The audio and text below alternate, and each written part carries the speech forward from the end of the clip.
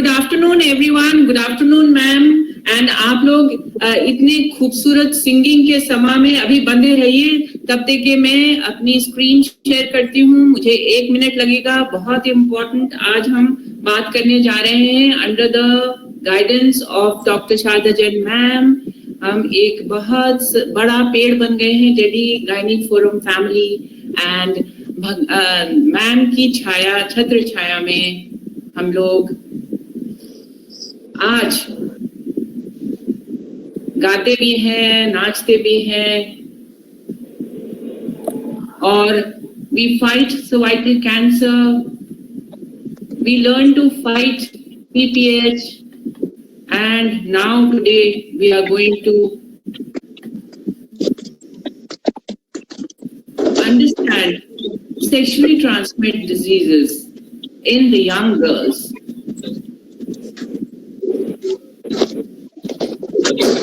The objective of today's panel discussion is sexually transmitted diseases, infections which are seen in young, unmarried, sexually active girls.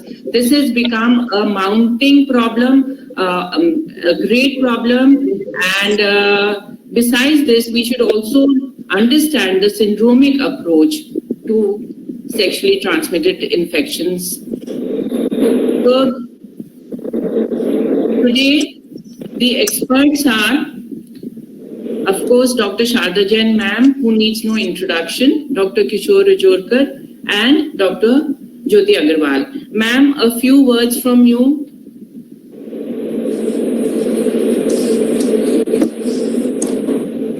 In fact, I think get your presentation started.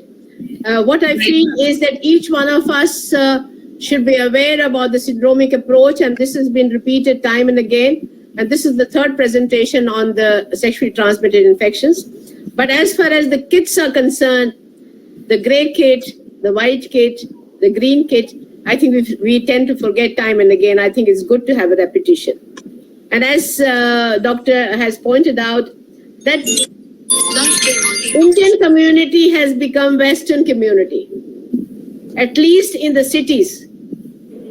I used to find that about 10-15 years back, it was difficult to find out sexually active people, but now I find that the people who are going to the college, the people who are working and economically independent, they are by and large sexually active. So naturally they have problems and they get surprises. So I think with that particular note, I think we'll be happy to hear what all is there in the panel discussion today.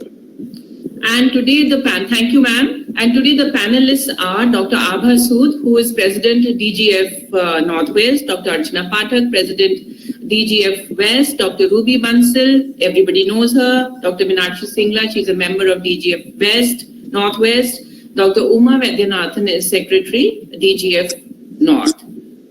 Why do we want to know about sexually transmitted infections? According to Divya, sorry, आपका slide blank आ रहा है. Is there? Have you started? Did you share your? Yes. Yes, I have started. It's blank. Yeah. Can you see? Not yet. See? No, you have to go to the. Madam, share again. Yeah. Go do the same exercise again. All right, ma'am.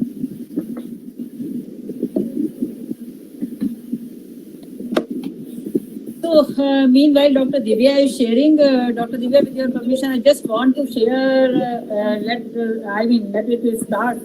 So, I just want to share my personal experience.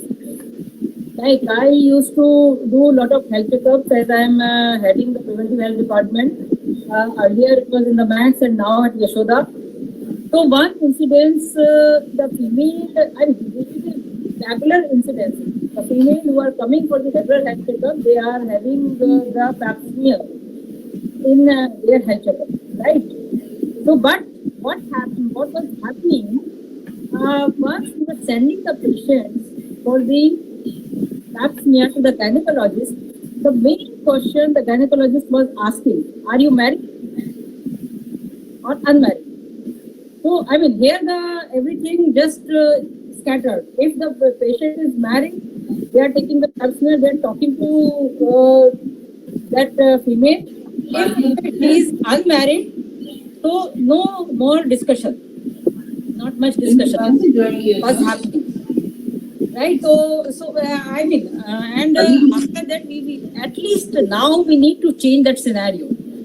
Marriage is no more a necessary thing to be sexually active.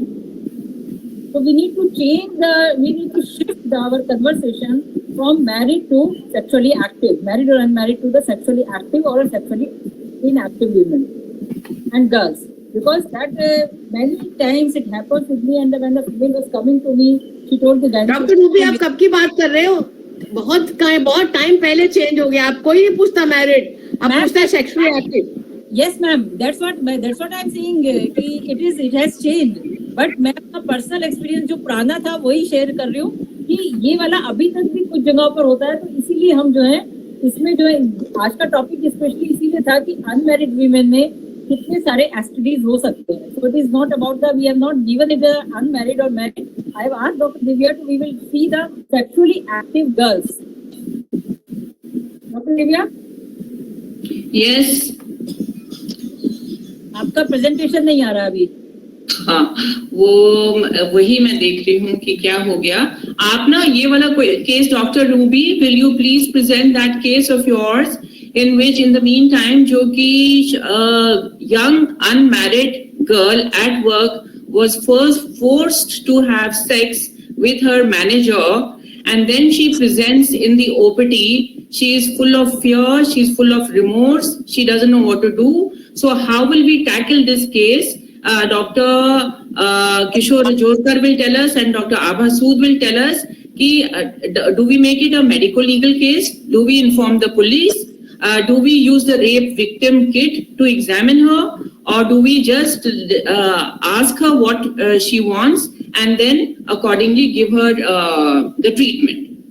So over to you, Dr. Ruby, to discuss this case. Meanwhile, I hope I'm able to present. Yeah, I think case already defined by Dr. Divya. I think I should not repeat it. Dr. Abha will looking forward the comment from Dr. Abha Sood and Dr. Kishore. Dr. Abha, as you are heading the department at Jaipur Golden Hospital, so we just want what kind of if such cases are coming to you, how you are handling?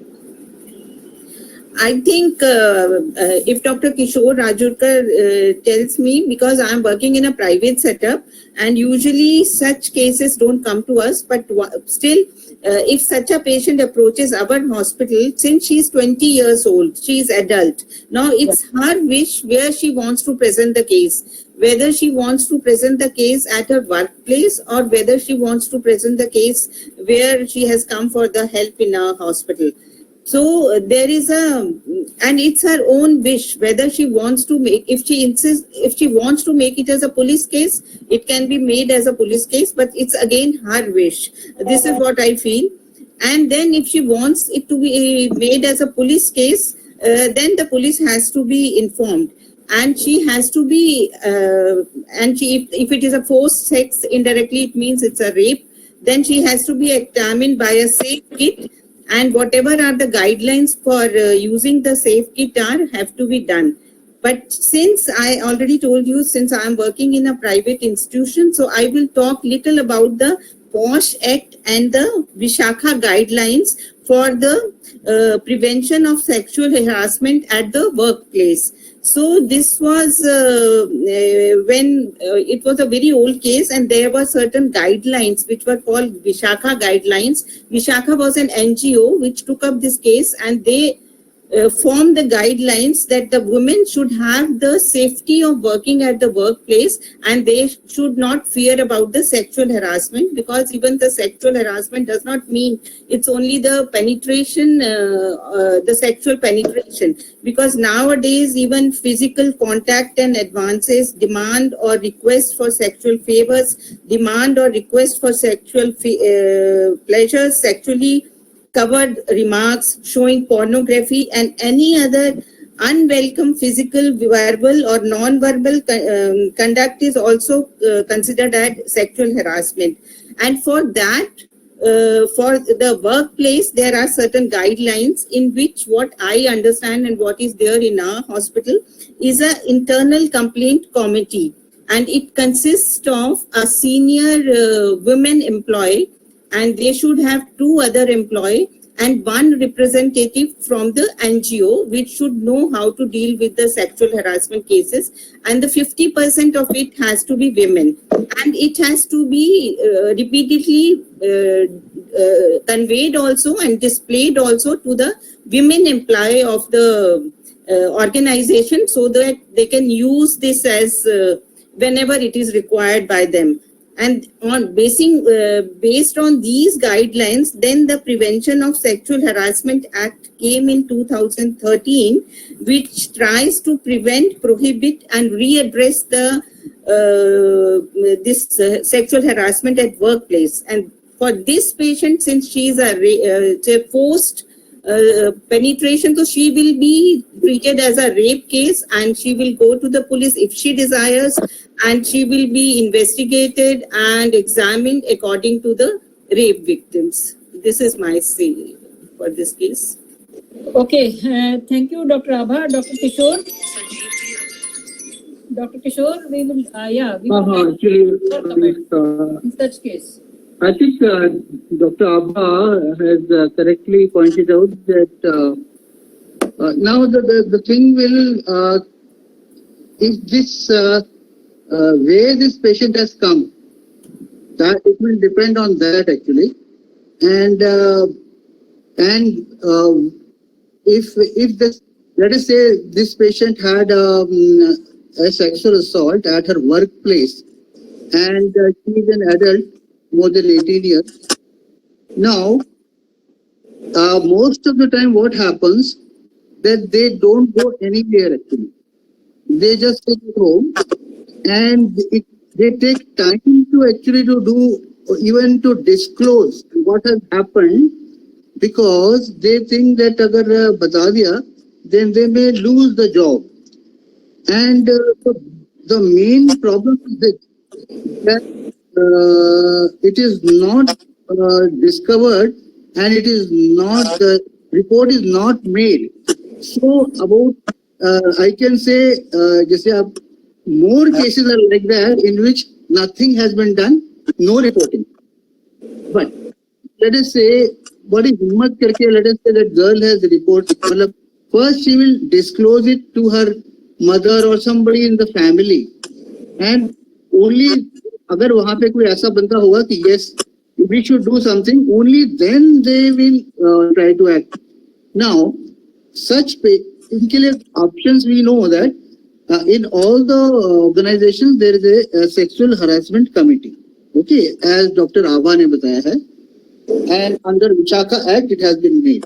Now, once for that also, she has to give a written complaint to the Sexual Harassment Committee. After that, the Sexual Harassment Committee will call her, and they will also call the person जिसके against ये complaint है, and it is now their discretion what is their inference and whether the sexual, according to them, sexual assault हुआ है या नहीं हुआ है. I mean, complaint correct है कि नहीं, sexual assault हुआ है नहीं, complaint correct है कि नहीं. Medical examination, nothing is done.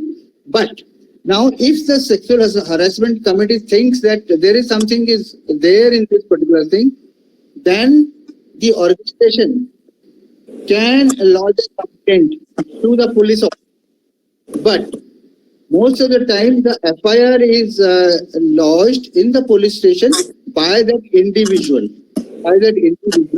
And then we know that the police then will bring that person to the hospital for medical examination. And safe kit is a sexual assault forensic examination. That is called a safe kit, which is there. Now, this can be this patient will be examined in the hospital. Most of the time, in where their one-stop center is there everything is there, gynecologist is there, and everything is there. An examination is done on the basis of the FIR lodged by the patient in the police, and that particular police station, they will be coming and doing. Now, sometimes this can also happen that the patient is residing somewhere else and the sexual harassment has been done somewhere else. So, unka bhi police station, it will not be the same. But now what they have done is, now this something is called as zero FIR. Means you can go to a police station which is nearer to you where you reside. Although let us say Jaipur Golden mein assault hua hai and you are staying in Saket.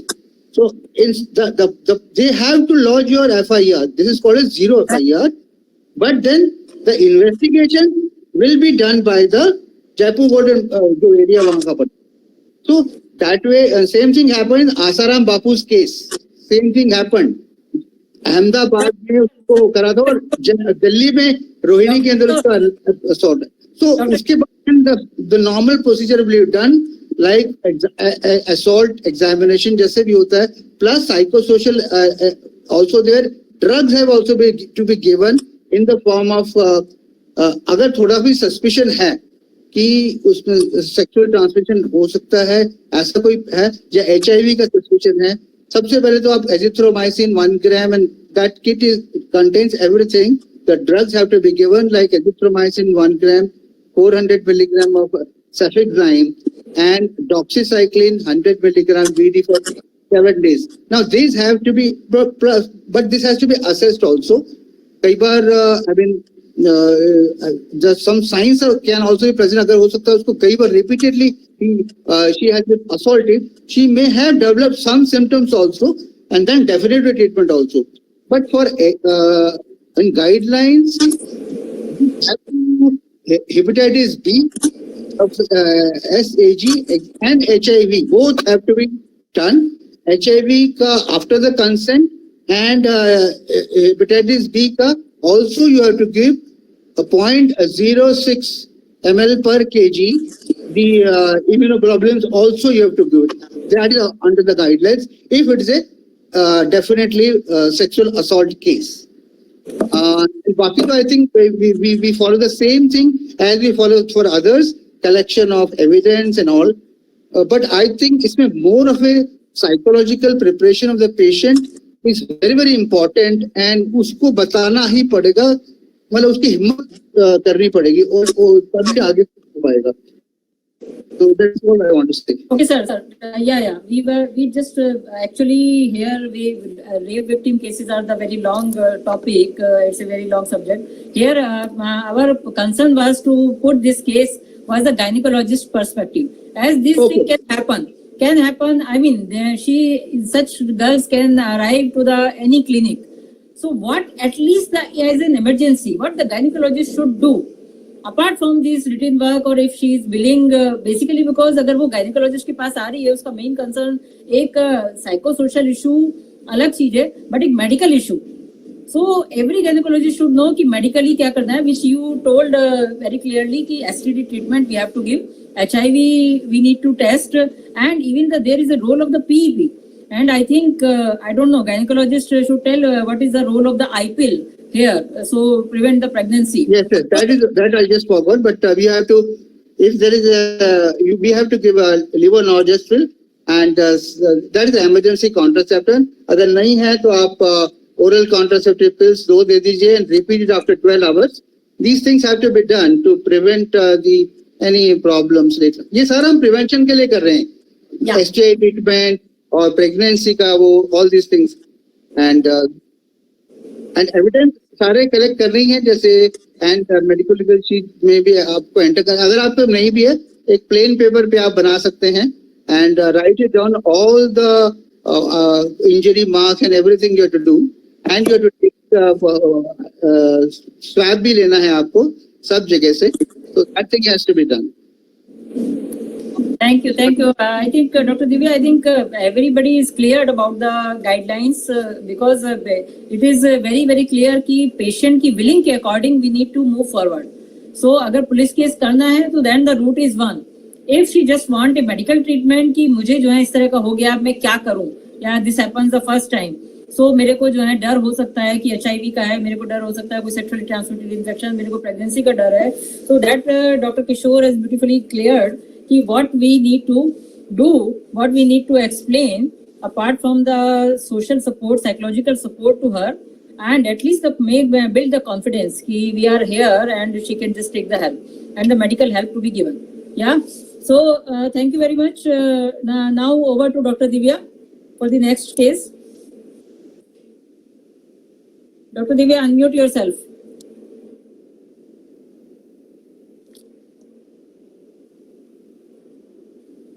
Dr. Divya, please unmute yourself.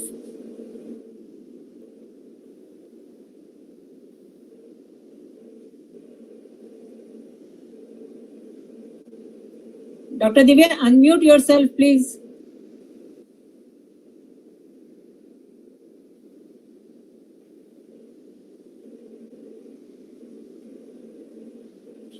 Malti, just help Dr. Divya. You are not muted her. Ma'am उनके वो उस problem हो रही है voice में, उसमें speaker में, वो दोबारा ज्वाइन कर रही हैं. अच्छा. Can you hear me? Yeah. Now it's okay. लेकिन मेरे को definitely problem हो रही है. I am really sorry. And our next case is, first of all, let us know why we are doing this STI program, because WHO says that there is an increased incidence of STI amongst young people. In fact, the ICMR also says that there is a great increase, and 50% of STI cases are seen in youth between the ages, young people between the ages of 15 and 24. So our next, and STIs lead to a lot of complications like ectopic pregnancy, infertility. It leads to newborn mortality. It leads to newborn conjunctivitis and blindness. It also leads to stillbirths and miscarriages. So we need to prevent, we need to be alert towards STI. Our next question goes to Dr. Abha Sood, that we have a case, a 21-year-old girl comes to us complaining of excessive vaginal discharge and burning during micturition, and she has pain during micturition. Now, what happened when you ask her, she tells you that she is sexually active and she's unmarried. So how do you go about managing this case? What are you looking at, and how do you treat her? So thank you very much, Dr. Divya. The history which you have presented in a patient who is to outward word is not married and probably not sexually active is not very easy to elicit. So this is a very special patient and needs special care. History will be, as I said, is very difficult to elicit. Many leading questions will have to be asked. She may like to answer them, she may not answer, and she may consider it as interfering with her privacy. So gaining her confidence and then giving her the optimum reproductive health is the aim. WHO in 1997 has advocated syndromic approach to STI. This will be discussed in detail later on. But the aim of this syndromic approach was to treat the STI by signs and symptoms of the organism which produces these symptoms and which are easy to reproduce symptoms and sign, and treatment is easy. And this will indirectly ease the HIV burden in the community, which is the basic aim to treat the STI as a syndromic approach. This syndromic approach is very useful in genital ulcerative diseases and urethral discharge. But for vaginal discharge, which my patient has, it is very difficult to distinguish between vaginal and cervical discharge. One can suspect, because the causes are different, vaginal discharge and cervical discharge.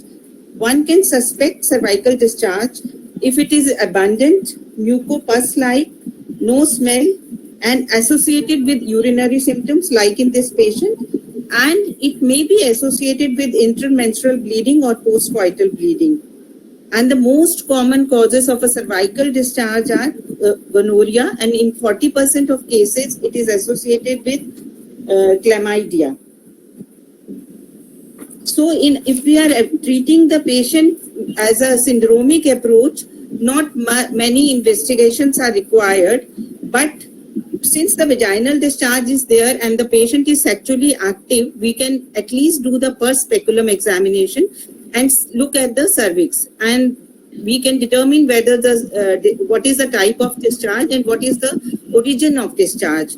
In cervical discharge, especially if it is gonorrhea, then it will be yellowish green, which can be looked against a white background. There are certain risk factors which have to be assessed and which will point out towards it being the cervical discharge. Like the patient will be young, unmarried, not from a very good social background. She may be abusing drugs, and there may be other STI present. There may be a history of a new or multiple partners. And then if we do a PS, we can see the discharge, and the cervix is very friable and it will bleed on touch. So in syndromic approach, one must remember the presence of gonorrhea or chlamydia will depend upon the prevalence of this disease in the local population. If it is low, then probably it is due to vaginitis only. The syndromic approach, according to the syndromic approach, the treatment part will be azithromycin 1 gram start, and nowadays in place of cefizime, injection ceftriaxone 250 milligram IM start is recommended because there is increasing resistance by cefizime. But the other aspects or the obligations of a syndromic approach are, we must educate the patient, counsel her, and we must provide and encourage her to use condom. We must counsel about the HIV and may ask for the consent for screening for HIV. Then the partner management is very important, which is called expedited partner therapy. That is, the partner is not present and we have not counseled him and we have not even examined her, but we will give the patient the prescription for the partner so that the disease is not spreaded further. And if the symptoms are not become normal, then the patient should come back in 7 days. So this return visit is also very, very important. So this is how I will go about this patient with the syndromic approach of a vaginal discharge. Okay, thank you. Thank you. Can you hear me? Yes. Yes. Okay, so basically what we are looking at whenever a patient comes with vaginal discharge, we are looking for gonorrhea, we are looking for chlamydia, and we are looking for trichomoniasis. The syndromic approach, can you hear me please? Yes. All right, now I'm fine. So according to the syndromic approach, we don't go too much into details about investigating the patient. So if you can see this chart, this algorithm, a patient comes to us, she's complaining of vaginal discharge or vulval itching or burning. So then what we do is we take a good history, we examine the patient, an external examination, a speculum examination, a bimanual, and we assess the risk. Now, once we have done a speculum and we see an abnormal discharge, is it present? If it is not, then we just educate the patient, counsel her, promote and provide condoms, offer her HIV counseling, and we also offer her facilities for testing of all STIs, especially chlamydia and gonorrhea and trichomoniasis, because many of the cases are asymptomatic. But in case she has lower abdominal pain and tenderness on her vaginal examination and cervical motion tenderness, then we use another flow chart to give her treatment for PID, which we will be talking about later. But in case she has no lower abdominal tenderness, then we go ahead and find out if there is any cervical mucopus detected. Cervical mucopus and vaginal discharge, these are two different things. If there is discharge on the cervix, then she has to be treated for chlamydia trachomatis, gonococcal infection, and bacterial chlamydia trachomatis and gonococcal infection. And if has residual discharge, she is treated for bacterial vaginosis and for trichomoniasis vaginalis. So therefore, and all these things are available in kit forms. So that is why when we talk about, the commercially available kits like the FAST kit or the AF kit, so in that we have treatment for candidiasis, we have treatment for bacterial vaginosis, we have treatment for chlamydia and for gonorrhea, excepting that we don't have treatment for gonorrhea, for which we have to give the patient an injection of ceftriaxone these days as a start dose of 500 milligrams. So so as far as gonorrhea is concerned, let's just go into a little detail that it may be asymptomatic in females, or it may be symptomatic when it gives a yellow-green discharge. There is vulvar irritation, dyspareunia, dysuria, and lower abdominal pain or rectal pain. So as we said, it could be asymptomatic. The males, one should always ask the females if the males have an odorous, cloudy discharge, burning sensation while passing urine, and such things. So the complications of gonorrhea are PID, infertility, ectopic pregnancy, infant conjunctivitis, and in the male, it can even lead to infertility, male infertility. So it's very important to treat the male partner side by side. That is the importance also. And so that it doesn't come back to the female patient. Now, there are a number of diagnostic methods for gonorrhea. What we must remember is that yes, we can do without it, but if the facility is there, then we do take an endocervical smear, we take a vaginal swab, send it for nucleic acid amplification test, and if we can do a smear, if we have a microscope, then we do a gram stain and look for gram-negative diplococci in the polymorphs. Now, the treatment of gonorrhea is injection ceftriaxone 500 milligrams intramuscular as a start dose. So whenever we give a kid, we must also get an injection for her of ceftriaxone. If she is not willing for an injection, then only we give her tablet cefixime 400 milligrams as a start dose. So as already mentioned, whenever we treat for gonorrhea, we treat for chlamydia side by side, and the treatment for chlamydia is doxycycline 100 milligrams weekly for 7 days, or we can give azithromycin 1 gram as a start dose. So what are the other causes of cervical discharge, Dr. Archana Pathak? Yeah, thank you, Dr. Divya, for inviting me. We all know that, as already said by Dr. Abha, that cervicitis is most commonly caused by chlamydia trachomatis and gonorrhea, Neisseria gonorrhoeae. So these are the two main leading causes. Besides, we have trichomoniasis, which can also lead to cervicitis, and genital herpes. Some people say that excessive douching, mycoplasma genitalium, and other things like bacterial vaginosis can also lead to cervicitis. Most of the cases, there is no causative organism which we can find. So, it is always a syndromic approach which helps us. And you already have enumerated all the sequelae to cervicitis. Untreated cervicitis can lead to pelvic inflammatory disease, which can lead to infertility, ectopic pregnancy, and chronic pelvic pain. Thank you, Dr. Archana. And as you rightly said, that whenever we have a case of discharge, abnormal discharge, and we put in a speculum and we see that the discharge is coming from the cervix, then it could be either chlamydia or it could be gonorrhea. We have to remember that. But if the discharge is coming from the vagina, it could be bacterial vaginosis, which is a gray kind of a whitish discharge, milky white discharge, which sticks to the walls. And if it is a frothy gray discharge, then it is most likely trichomoniasis, which is an STI. Trichomoniasis is an STI.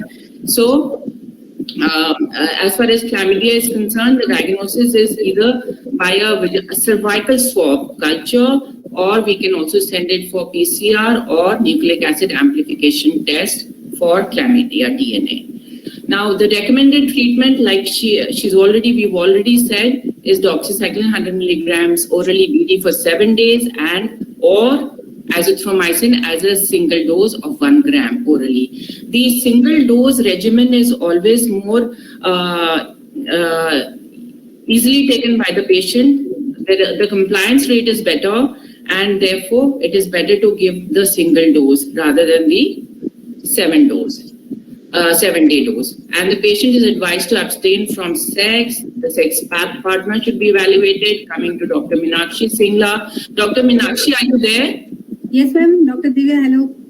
Okay, what are the main causes of vaginal discharge? We've spoken about cervical discharge per se, but now we come to the vaginal discharge. Okay. Thank you for the invitation, Dr. Divya. Sorry for my camera is not working today. I don't know what happened. Don't worry, even mine is not working. Come on. Thank you. We have already discussed everything about vaginal discharge, but still I must say that the STI, that is sexually transmitted disease, which causes vaginal discharge is only and only trichomoniasis. That we have to remember. That bacterial vaginosis and candidiasis are the least or very less common causes of vaginal discharge.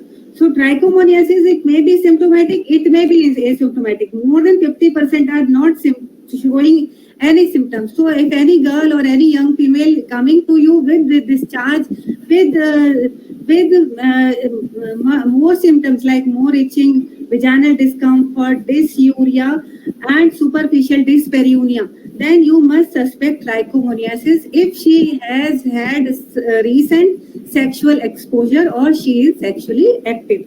So you have to rule out trichomoniasis at the first sitting, and by examination you may or may not diagnose trichomoniasis, because trichomonad diagnosis can be done by different methods. The examination part includes first speculum examination showing this malodorous offensive discharge, which may be white or yellow, and it may be there may be inflammation of vagina and vulva. It may be reddened, plus there may be bleeding spots on the vagina. And strawberry cervix, I haven't seen, but the book says that strawberry cervix is there in trichomoniasis. So what to do at that time? If the microscopic facility is available, then you take a swab, put it on the slide, put a normal slide, and if you see the motile trichomonad, then the diagnosis is made. But mostly this trichomoniasis is not seen because the number of organisms may be less for that. So you can take swab for culture and for NAT, that is the nucleic acid amplification test. Not easily available in India in our setting, in clinical setting. It may be available in bigger hospitals. So by history and by examination, you may be 50 to 70% correct in your diagnosis. So now because as we are doing syndromic approach, so the most common treatment that should be offered is first is the counseling, that you have to treat partner as well along with the female, because she may come again within 3 months with the same infection if the partner is not treated. So metronidazole 2 gram orally single dose should be offered to that lady. Along, you should ask that she should give this drug to her partner also. If she doesn't tolerate metronidazole 2 gram, or if you think she may not be compliant, then you can directly give the drug in your presence. Then again, this metronidazole 10% resistance is coming. Still, retreatment with metronidazole can be offered after 3 months. So you have to call her again after 3 months and check the partner has been treated.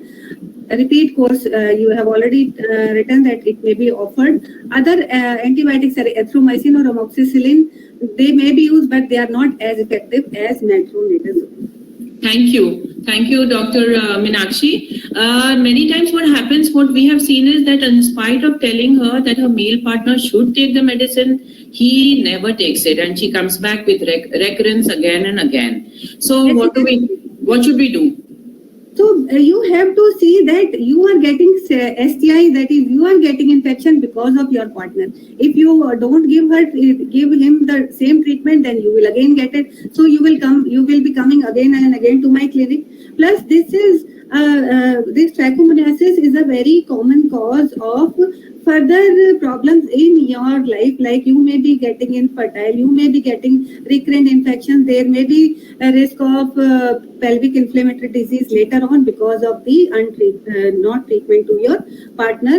Plus the because as we are giving single dose, so that is the most desirable treatment and this is the most simplified treatment. इससे ज़्यादा simple नहीं सकता, तो इसलिए Yeah, thank you, Dr. Meenakshi. And another thing we can do to ensure that the male partner also takes the medicine is that we call him over and we give the medicine to both of them together. Yeah, And if that in is- front of us. if she discloses to her partner that your treatment or you, because many times my partner won't come to your clinic. It is very likely that he may not visit. So you have to advise two things also: condom use, strict condom use, and strict abstinence till 7 days. So that is also necessary. That you should also tell them. Condom use and abstinence for 7 days minimum. Yeah, and if possible, we should keep condoms so that we can hand them over to such patients. And again, and this is the time and this is the opportunity to counsel her regarding the vaccination also, because now she has come. You can again you can ask her to vaccinate against HPV and other vaccines, HIV and MMR or hepatitis B, because this is the good opportunity that otherwise she may not Yes, come again. thank you. So, Dr. Meenakshi Singla, another question to you, which is the most important for this particular panel discussion that we are having. What is the syndromic approach to STI? Can you elaborate on that? Yeah, this is syndrome. What is syndrome? Syndrome is a group of symptoms patient complains about and clinical signs you observe during examination. So, because of number of symptoms are there are 4 or 5 symptoms we have already elaborated, and we have 4 or 5 STIs. So, the symptoms may overlap and signs may overlap, and you may not get the accurate diagnosis known by the history and examination. So, what to do? So, the syndromic approach comes here, that you have to see and treat based upon the signs and symptoms, and therapy is instituted there and then, and it avoids unnecessary screening tests. But still, you have to advise for the HIV and RPR testing, that is syphilis testing should be offered. Treatment at the first visit should be given, plus partner treatment is required for this syndromic approach, even if the partner is asymptomatic. If there is no improvement with the syndromic approach, then etiological evaluation may be carried out to rule out what is the other cause, why she is not improving. So, seeing that patient may not visit again, to give her treatment there and then. So this is called syndromic approach. Right. Thank you so much, Dr. Meenakshi. So that means that a group of symptoms, patient usually comes with excessive vaginal discharge, burning in micturition, pain during micturition. So it could be, you mean to say it could be chlamydia, it could be gonorrhea, it could be trichomoniasis, any of these 3 diseases which are STIs. So what do? Either we go around investigating them, which is so difficult in our setups. So the best thing to do is that we treat them for all these 3 things, and that too preferably in one go and in one dose. And we also ask her to get the male partner treated by the same kit, and we tell her to use condoms. So thank you so much. And again, the algorithm which tells us how to go about this syndromic approach, whether this is a PID case of PID or it's just simple case of chlamydia, gonorrhea at the cervical level, at the vaginal level, trichomoniasis, or has it gone into the tubes and the uterus?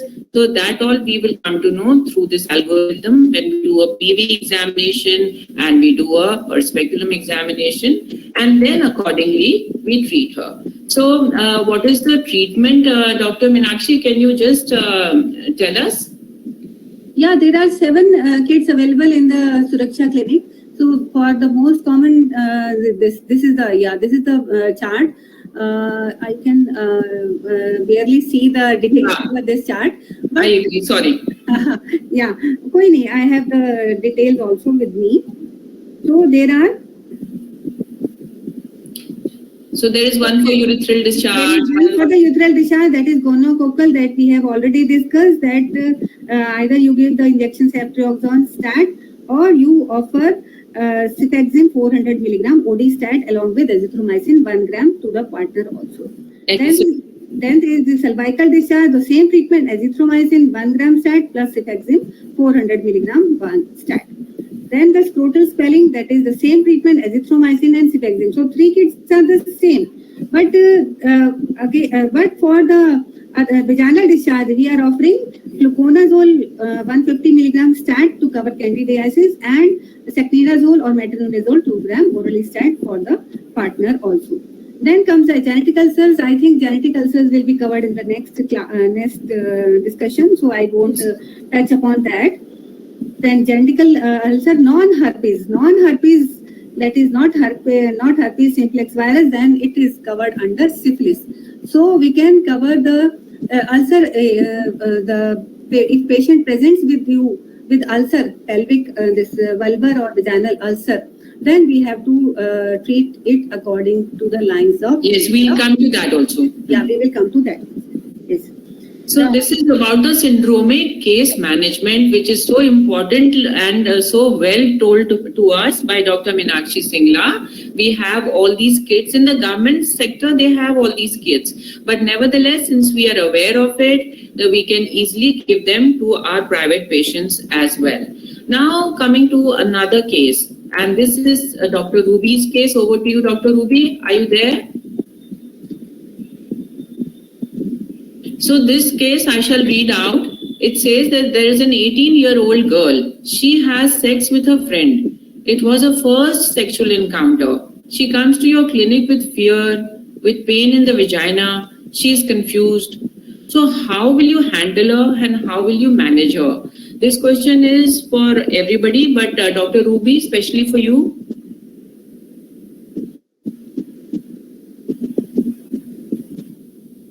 Dr. Ruby. Any gynecologist would like to answer handle this case? Anyone?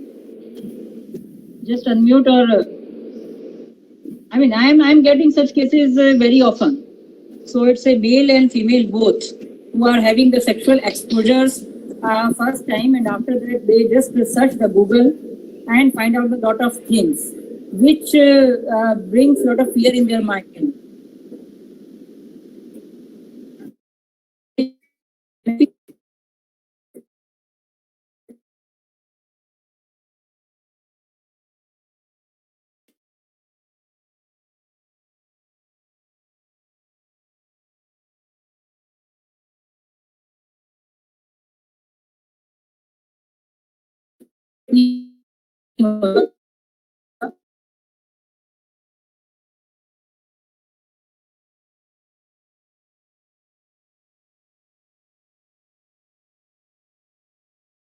Here the big role of the counseling.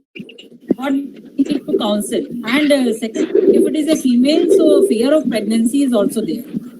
Right, so we need to handle all these issues in such cases, and how we are handling about the counseling.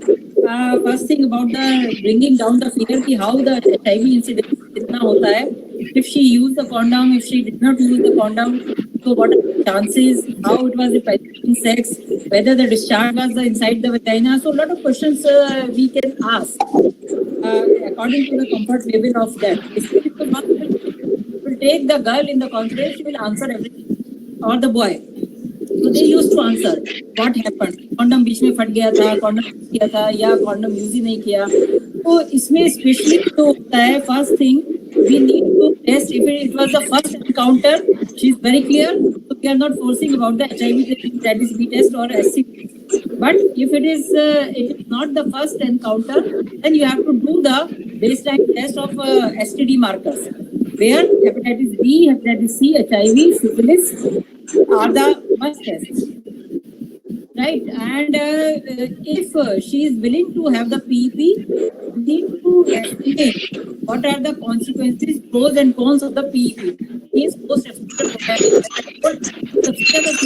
all the fear is because of HIV. So we need to handle this. How to give the PEP. So another, thank you, Dr. Ruby.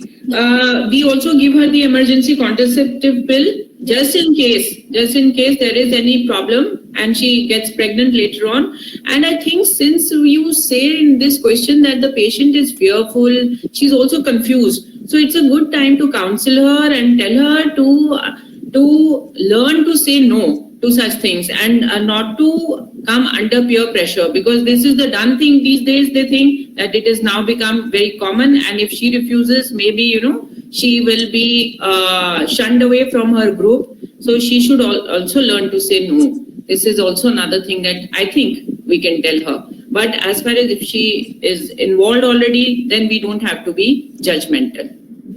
Now, coming to the next question, a 25-year-old sexually active young girl comes with ulcers on her vulva. What are the causes of vulvar ulcers? How will you diagnose the cause of ulcer, and how will you manage such a case?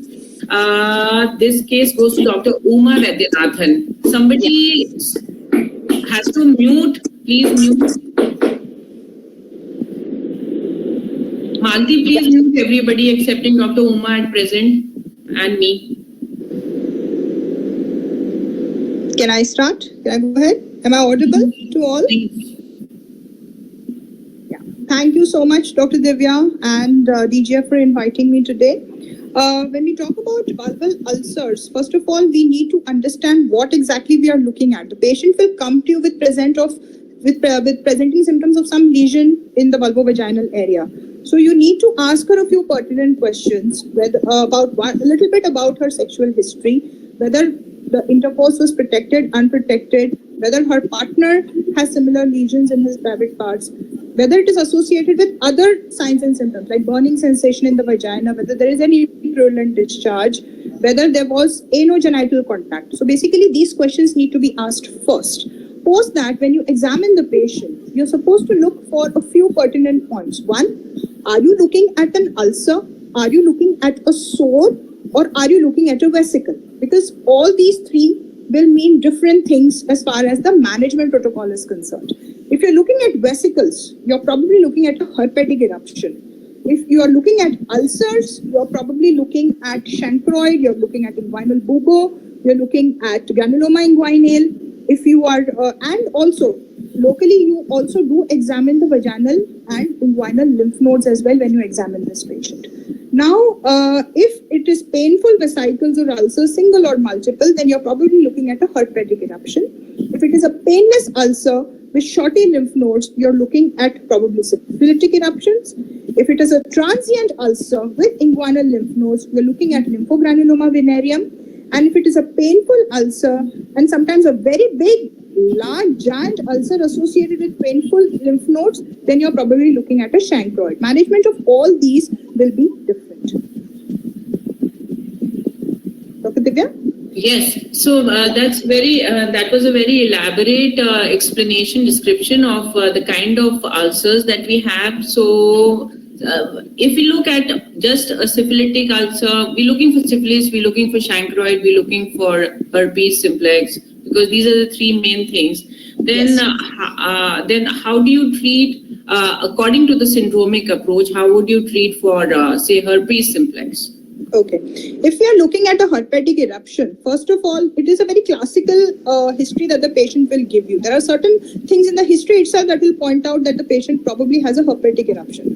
One is she will complain of severe stinging and burning sensation at the site, more so at night. You're also supposed to look at dermatomal eruptions, because generally the vulval area, the buttocks area, they both have similar dermatomes. So many a times the patient may have herpetiform eruptions, not only in the vulval area, but also in the region of the buttocks where the dermatomal distribution is there.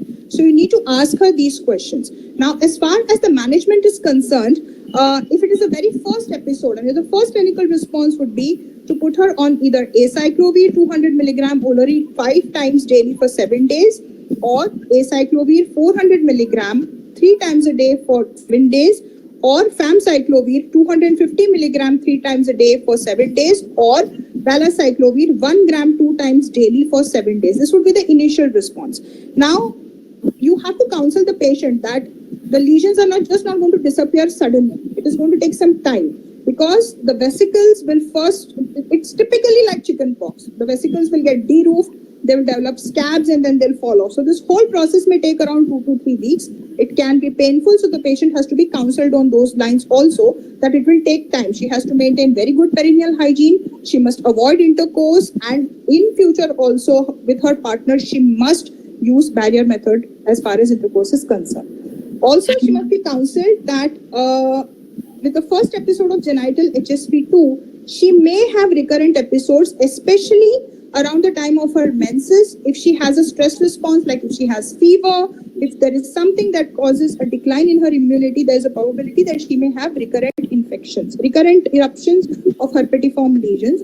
So she must be told that the treatment that we have given you right now, the moment you start feeling that there is an eruption or you're feeling some itching or tingling sensation along the dermatome, to restart the treatment immediately, because these patients many a time can have up to 6 to 7 episodes of recurrences in 1 year. So they need to be counseled about the recurrences as well.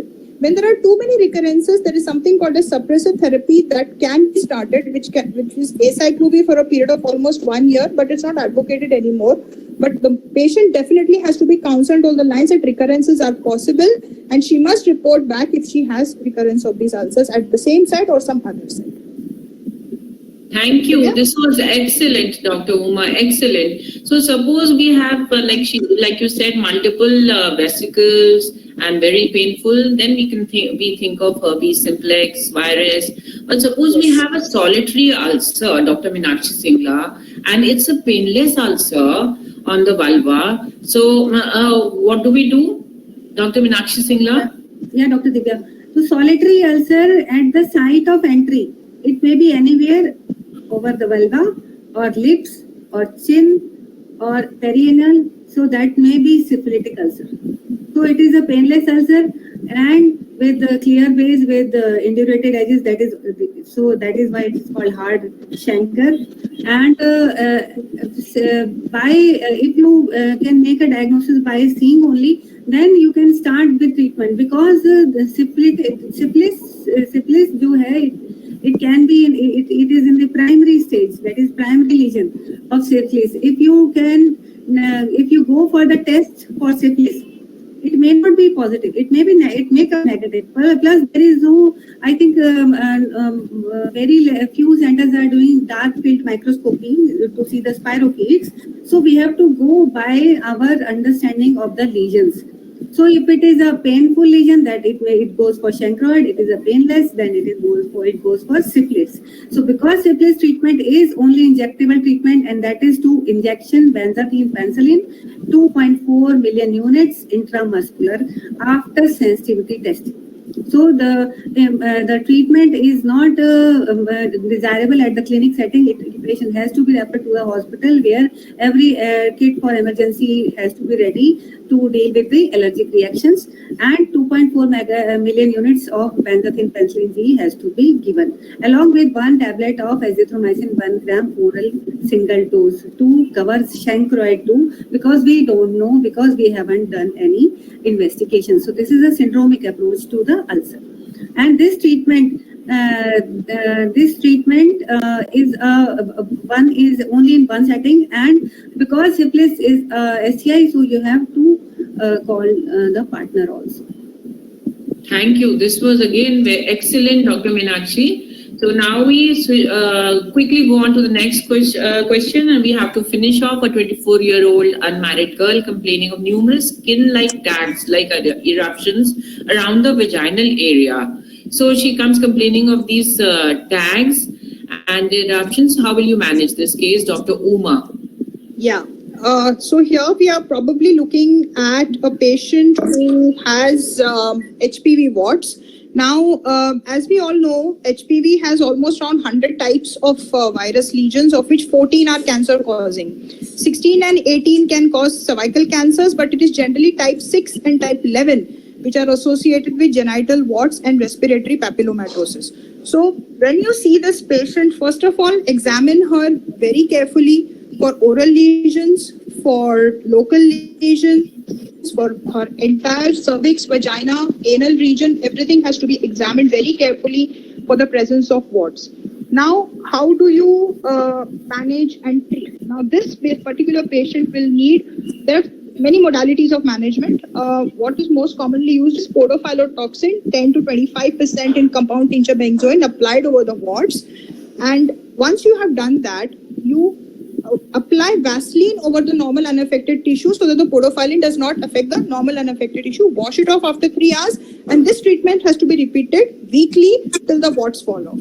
The other modality of management would be local application of 80 to 90% of trichloroacetic acid to the warts and dusting the treated area with baking soda to remove the unreacted acid. This needs to be repeated on a weekly basis till the warts fall off. There are other modalities also, like cryotherapy with liquid nitrogen, electrosurgical removal, and ideally whenever you do this, you must also send this for biopsy to be very, very sure of the diagnosis. Now, this was about vaginal and vulval warts. Now, there is an occasional patient who might present to you when you examine her. She may be having some growth even on the cervix. You may suspect cervical warts as well. So in such a case, what do you do? Here, you will not use podophyllin and trichloroacetic acid. That is not advocated. In such cases, you will always do a pap smear. You will always do a screening for high-risk HPV DNA. No TCA, no podophyllin. The definitive treatment would be cryosurgery, surgical removal, or cautery. With follow-up with advice to use barrier method of contraception. Thank you so much. And of course, they have these days the girls don't have too much patience, and they are very cosmetically they want to be appealing even in that particular area. So they go in a lot for cryocautery, for laser, and for electrocautery. So I think which modality would you prefer or send her for out of all these three? Whatever is, Whatever is available. I guess it's not a question about whatever is available. Here, I guess it's not much of a choice that we can make. The patient also has a right to decide here what she wants. These are the available modalities. We can just counsel her that these are the three options available. One is time consuming. The TCA, the podophyllin is time consuming. The cryo will give her instant results, but there may be scarring, so she has to be counseled about that. Very, very clear. So thank you so much, Dr. Uma. We're skipping a few questions. Now the next question is for Dr. Ruby. What advice would you like to give a sexually active young unmarried girl for contraception? And what is the role of female condoms? Basically, I think a gynecologist should be answering the question for contraception. But could you tell us the role about of female condoms, because you are actually dealing with HIV and all. So female condoms ke baare mein, please, Dr. Ruby. Yeah, actually there is a role of every barrier method is the best method to prevent the STI. There is nothing else except the barrier method to prevent STI, STDs, including the HIV. So we are definitely promoting the condom. Condom, whether it is a male partner is using the condom or the female partner is using the condom. So once there are multiple sex partner or there are females where they don't, their male partner are not using the condom, we need to definitely ask them to try for the female condom. They are widely available now, but they are available but not easily available. And especially the problem is when they go to the chemist shop, they look that girl with a very different eyes and different expression. That is but Dr. Ruby, now they must be available online. Yes, they are. That's what I was coming to the point. So they are available online. Only thing we need to teach them. We need to especially advise them that these things are available and they can use these condoms and they are safe. They are safe, easily can be put into the vagina, like they are using these menstrual cups or the tampons, etc. So it can be just put easily. And it can protect 100%, approximately 100% if it is put properly. So STD can be prevented 100%, especially the HIV, hepatitis C, even the syphilis. So we need to counsel her and definitely relevant test. As I already told, the tests are, the STD panels are easily available. So we are using the STD panels to test for these girls or boys, both. So which includes somewhere even some extensive panel include the trichomoniasis or the gonorrhea especially also. But main focused tests are the hepatitis B, hepatitis C, HIV and syphilis. These could be tested.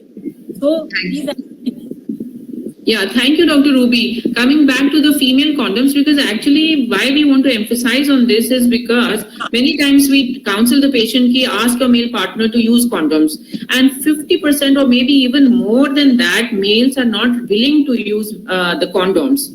So that is why female condom, the alternative of female condom has to be emphasized upon and has to be told in details and how it is, where it is available. Because it's very, very important that they prevent STIs. So then we've spoken about all this, about how we have to, what are the diagnoses. Now there are the 5 C's which we should remember whenever we have a case of STI, that we have to look for contacts. Contact tracing is a must, and then treating them. Then we have to ensure that the patient is compliant to the treatment that we are giving. It's a very, very simple kit that we are providing to her and for her male partner. So we should ensure that she's compliant. So that means that many times it is suggested that in your own OPD, in your own clinic, it's best to ask her to take the medicine in front of you.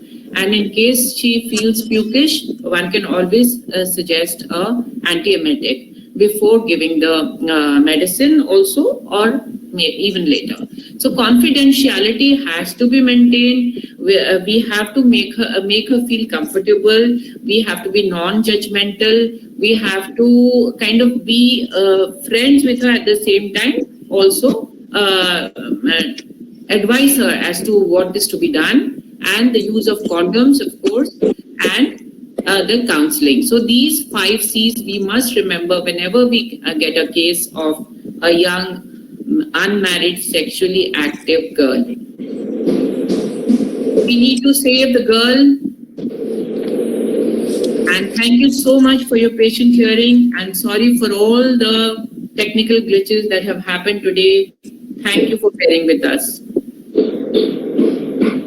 I think it was a wonderful session, Dr. Divya, and wonderfully coordinated by you, and all the experts were great. Dr. Meenakshi, Dr. Uma, Dr. Abbasood, Dr. Edna Pathak. So everyone was mesmerizing talk. Everyone has. Thank you, Dr. Divya, Dr. Ruby. Thank you, Dr. Ruby. Thank you, first of all, Dr. Shadajan ma'am, for giving us this opportunity to present this panel discussion. And thank you, dear all panelists, and thank you, delegates who have been patiently listening to us. Thank you. Thank you so much, ma'am. Thank you for inviting us. Thank you everyone. Thank you, Good Divya evening, and Dr. Sharda. Thank you. Thank you. Finish in Bye-bye. time, Divya. So nice. Dr. Sharda can't hear. I will, can you stop sharing, Dr. Divya? Ma'am, I'm trying, ma'am. I'm sorry. There is something called in clinical practice theory and called practical. Okay? Vaginal condoms, 4,000 doctors are there in the city of Delhi. It's all theory. One thing. Secondly is wet smear is doable.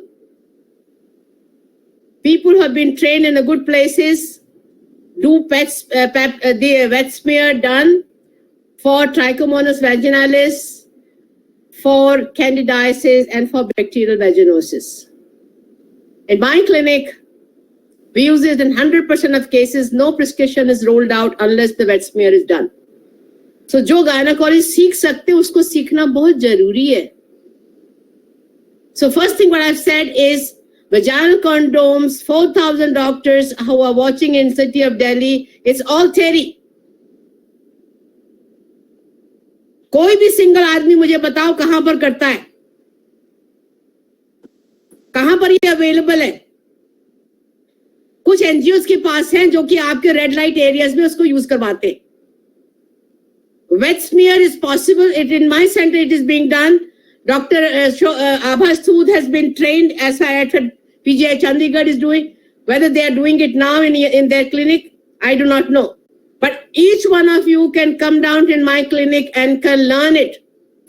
Your nurses, we can teach how to do it. Approach is clear.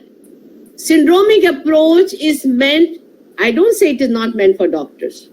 The doctors' fundamentals should be clear, but it's mainly for ANMs and for nurses and for the field health workers.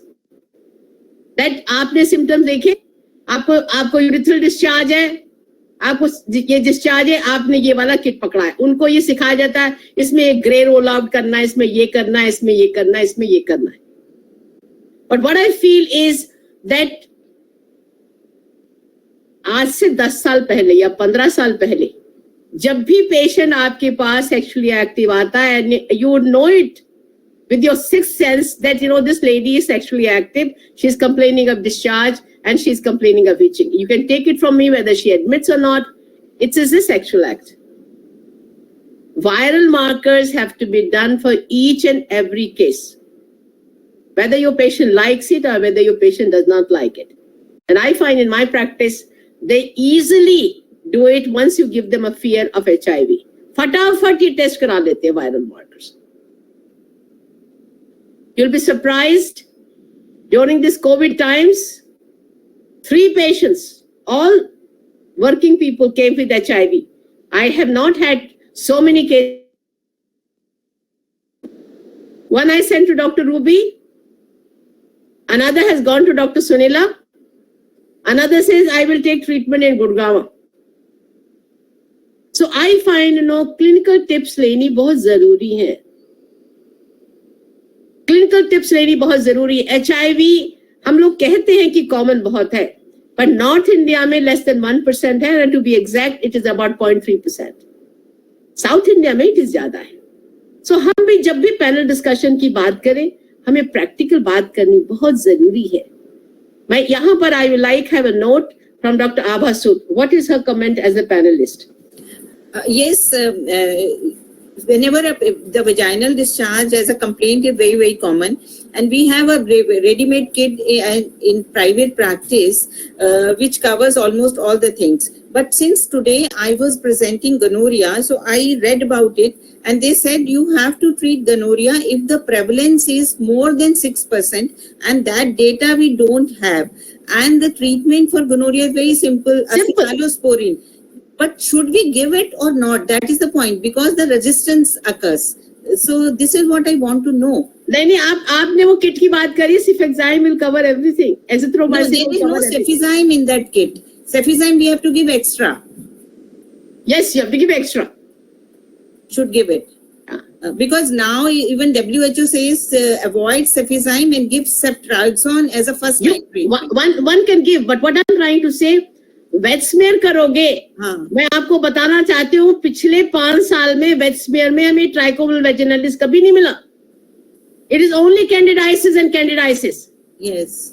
And bacterial vaginosis. So there is one thing is theory, one is practical. आप उसको करोगे तो ही आपको पता चलेगा. Yeah, that is right. Because I talked to my microbiologist department. I said, do you do gonorrhea cultures? Because most they are not doing. Because they are gonorrhea भी नहीं करते, क्लेमिडिया के लिए भी नहीं करते डॉक्टर साहब, खाली वायरल मार्कर्स के लिए भेजते हैं. और अगर वेट स्मेयर करनी है तो गायनेकोलॉजिस्ट को वेट स्मेयर करनी है. Even it is a simple 2 minute का 3 मिनट का काम है. Yes. This is what I want to know. And हम जरूर जी vaginal condoms are very good, but किसके पास एक्सेसिबल है, कौन है? वो जरूरी है. हम जब भी बात करें हमें प्रैक्टिकल बात करनी बहुत जरूरी है. प्रैक्टिकल बात करनी बहुत जरूरी है. हम क्या करते हैं, क्या व्हाट इज डूएबल. अगर हम गायनेकोलॉजिस्ट को एक वेट स्मेयर करना सिखा दे जिसमें 3 चीजें करती है, I think the job is done. आप सिंड्रोमिक ट्रीटमेंट दे दो और आप वेट स्मेयर आप कर लो, आपको सारा काम पता चल जाएगा. अल्सर में है ही कितने, हर्पेटिक, नॉन हर्पेटिक, एक का अलग ट्रीटमेंट, एक का अलग ट्रीटमेंट है, दैट्स इट. और पार्टनर को तो आपको 20 बार बोलना ही पड़ेगा, और पार्टनर इनवेरिएबली लेते हैं, ऐसी बात नहीं है. Those days are gone. Those days are gone कि जब the partner will not take it. कोई हम लोग कोठे में थोड़ा ना बैठे जब ये बात काम कर रहे हैं जबकि पार्टनर नहीं लेगा. पार्टनर लेगा, क्यों नहीं लेगा?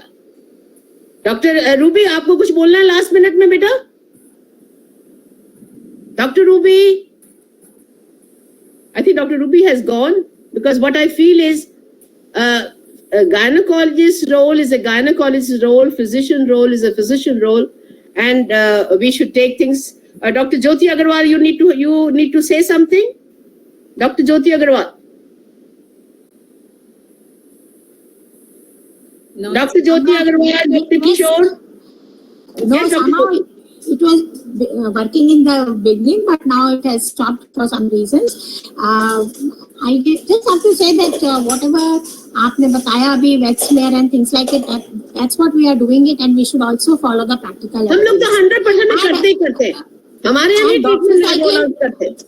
अगर हमें कुछ नहीं मालूम है तो एटलीस्ट हम डॉक्सीसाइक्लिन ही दे दें. That is also magic drug for most of the sexually transmitted diseases and it will work. Madam, एक वो वाला जो चार्ट है उसको लगा लो, अपनी क्लिनिक में लगा लो, भूलेगा ही नहीं कभी भी. अपनी क्लिनिक में लगा लो, नहीं तो आप नहीं कहो तो मैं ही भेज दूंगी आपको. बस आपको बड़ा चार्ट बना के रखना है. So don't feel bad about it. Everybody did a great job. But हम प्रैक्टिकल होना बहुत जरूरी है. पैनल भी कराया और हम प्रैक्टिकल नहीं होके बात करी तो कोई फायदा ही नहीं हुआ.